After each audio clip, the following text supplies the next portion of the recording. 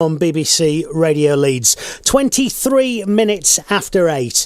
Now, you're going to meet a brickhouse lady on a mission. Jacqui Harrison's grandfather, mother and uncle all sadly died young after suffering from Huntington's. Jacqui now spends much of her time raising awareness of the disease, which is incurable. Jacqui's mascot is a little felt border terrier called Sybil, which travels the world raising money and awareness of Huntington's. Someone who can tell us more about all of that is Jacqui, who has got some Sybils with her. Good morning, Jacqui. Morning, Richard. Lovely to see you again. Thank you. Now, we're going to talk more about Sybil and about the work that you do, but probably for people to understand, for anybody who doesn't know, just explain to us exactly what Huntington's is, please. So it's a genetic neurodegenerative disease. So if your parent has it, every child has a 50% of getting the gene. So my mother, as you say, died of it, and Mark and myself had a 50-50 chance. Mark is now in quite advanced stages of the disease, so he's gone from being a young man with 2 degrees, so at 46 not being able to really do anything for himself.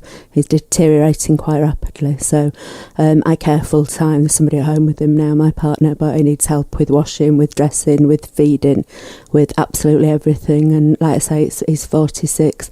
So you can get families where every family inherits the gene.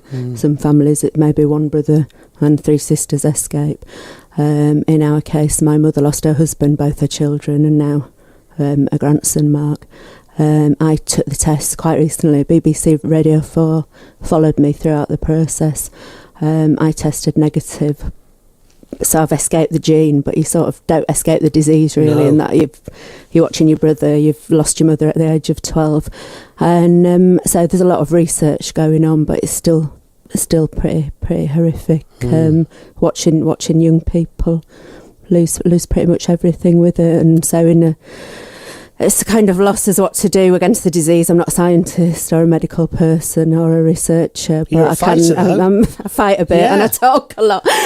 No, listen, I cannot imagine what that's like. I can't, I can try, but I can't. But what I can see is someone who is fighting and someone who is doing something. So tell us about Sybil and tell us about the hard and wonderful work that you do. So Sybil was our much loved and much missed now border terrier.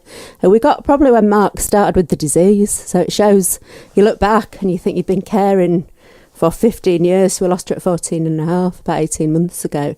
So it's a long time of caring, and he was probably ill before that. And so she was our little much-loved border terrier. And I made some little felt border terriers for Christmas, really, to give to people.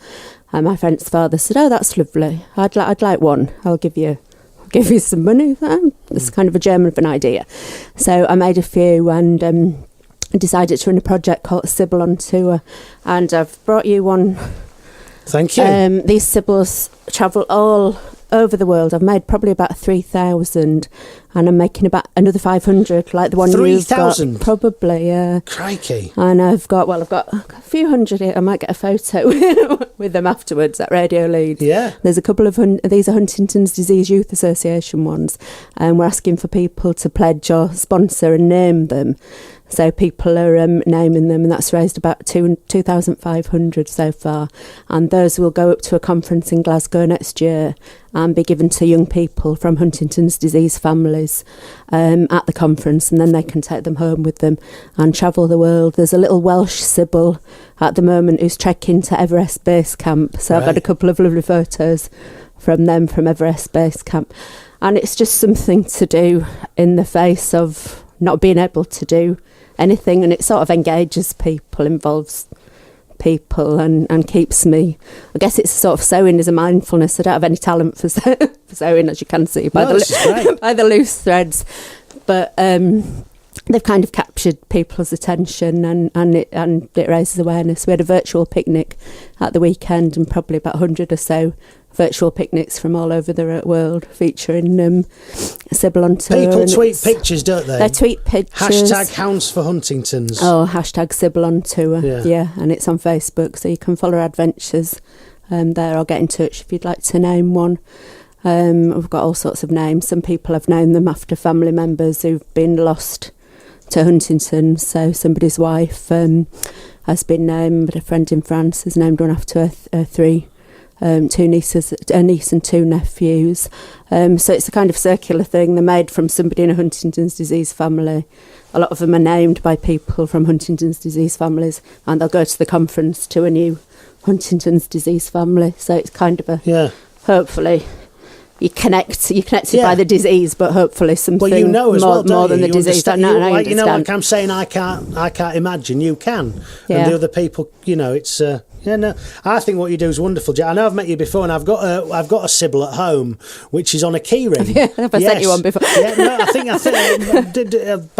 think we met about three years. Yes, it was when I did a video called "Give a Toss" for Huntington's, just to illustrate the sort of 50-50 nature of it. This analogy of tossing a coin is used quite often, and that's the thing. You've either got the gene or you haven't. And like I say, radio followed me for about 18 months through the testing process, and sitting in that room to find out whether you've won or lost a toss. Yeah. Listen, keep going. Keep doing what you do, both caring for your brother and these, because it's marvellous. And thank you for talking to us, Jacqui. You've done really well. Lovely to meet Thank you. There we go. That's the wonderful Jacqui Harrison. # Sybil on tour or # Hounds for Huntingtons on social media. Well done, Jacqui. Thanks for coming in. BBC Radio Leeds.